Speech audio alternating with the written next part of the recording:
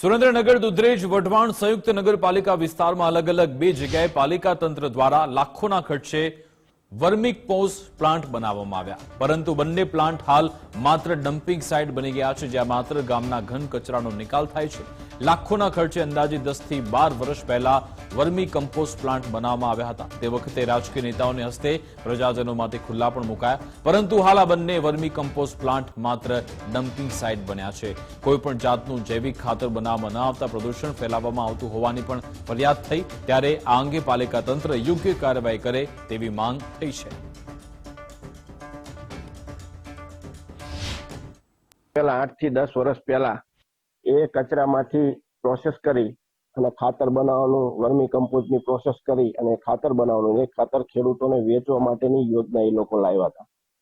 ત્યાં સ્ટ્રક્ચર બનાવ્યું, ખર્ચો કરવામાં આવ્યો, સ્ટ્રક્ચર ઊભું થયું, પણ 1 રૂપિયાનું પણ ખાતર બનાવવાની પ્રોસેસ નથી કરી।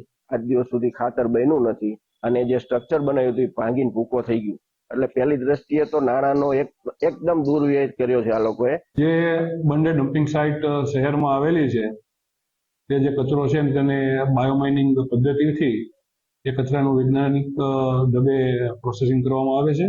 હાલ 2 લાખથી વધારે ટનથી વધારે કચરાનું પ્રોસેસિંગ થઈ ચૂક્યું છે।